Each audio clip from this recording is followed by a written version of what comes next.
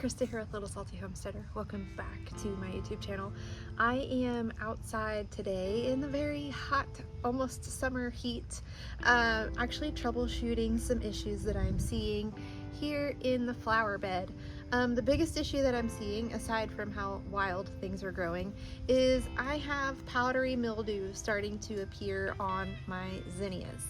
Now, powdery mildew is a fungal disease that is very common with zinnias, as well as your squash and your cucumbers, a lot of beans and legumes, roses, and your nightshades like tomatoes, peppers, and eggplants. It is carried by the wind, and these fungal spores will land on the plants and then slowly just kind of take over and really damage the plant and end up killing it. So I wanted to get out here and try to prolong the life of these beautiful zinnias by treating them if I can. So let's take a look and I'll show you guys kind of what the powdery mildew looks like early on. It's not like a detrimental situation yet. Some different treatments that you can use, and then what I'm going to be doing within my garden to try to get it under control and hopefully not wipe out any of these zinnias. Alright, so we are here in one of the smaller zinnia patches within this flower bed, and these leaves that look like they've kind of been dusted with flour, that is the beginnings of powdery mildew.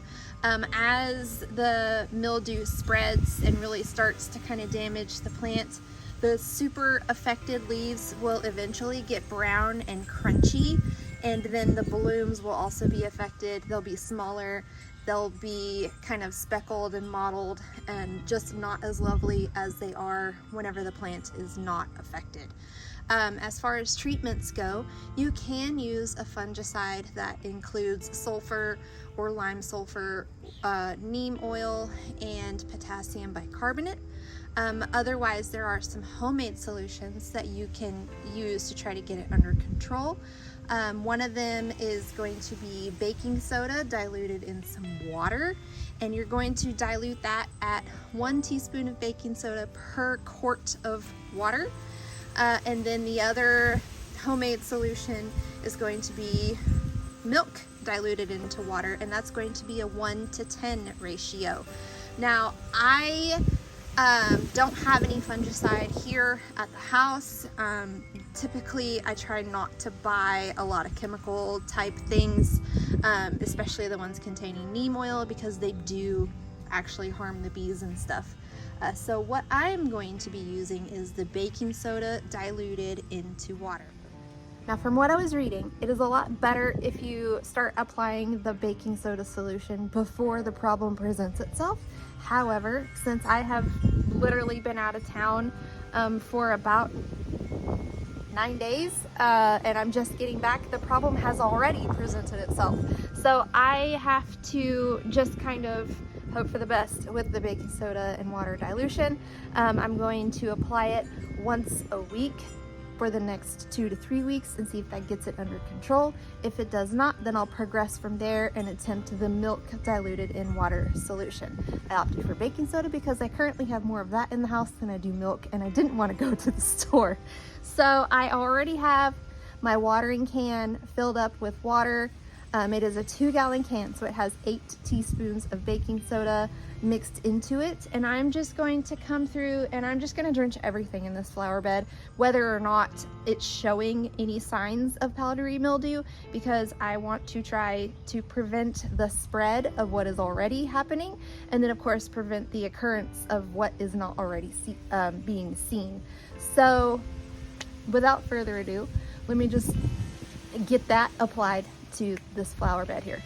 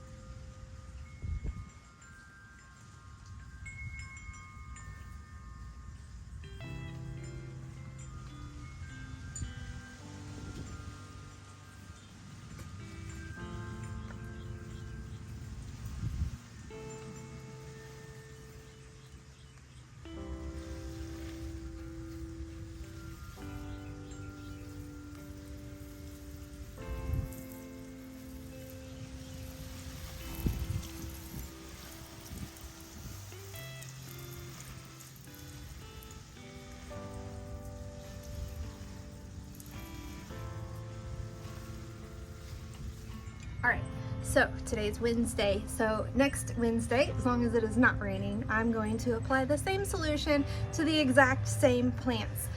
It did take me 2 full watering cans to get the entire flower bed. However, I had a little bit left, so I went ahead and I treated all of my cucumbers and my squash plants. Even though they're not showing any signs of powdery mildew yet, I don't want them to get it. If you live in an area that is prone to powdery mildew like I do, because it gets pretty humid here, there are some things that you can do to try to help prevent it before it becomes too much of a problem. So one of the things that you can do, aside from applying some sort of treatment to it, is once you start seeing the issue appear, prune off any leaves that you see that have the powdery mildew damage. Additionally, you want to increase the airflow between your plants. Now, my entire garden is pretty densely planted, so that is pretty difficult for me to do. However, if you are able to incorporate more space in between plants to allow air to get in between there, it should help kind of create a less humid situation. Also, as you prune off those icky leaves, do not compost them, bag them up, throw them completely in the trash. You want them to go far, far away, since those spores are carried by the wind, and the compost pile may not break down those fungal spores completely. Now, if you do opt to treat your plants with something containing neem oil or any of the other fungicides, bear in mind that you want to apply those early in the morning or late in the evening so that the sun doesn't cause any sort of burn damage from the application of those chemicals in the heat of the day. Like right now, it is 97 billion degrees outside. The sun is blaring, there's not a cloud in the sky, so I would not want to apply any sort of neem oil today. Additionally, if you planted your garden to be a haven for pollinators, bees, butterflies, dragonflies, moths, birds, all those different beautiful, lovely things that flitter and flutter throughout your yard, you do not want to apply neem oil to any of the blossoms or blooms or anything where any of those pollinators might need to get their food sources from, because it will harm them, unfortunately. Probably not the birds, but the other flying insects, definitely. If you have used any of the homemade powdery mildew solutions within your own garden and you have found that they have worked for you, comment down below what you used and how often you applied it, and if you needed to add anything else like insecticidal soap or anything like that in order to kind of help those homemade solutions stick to your plants.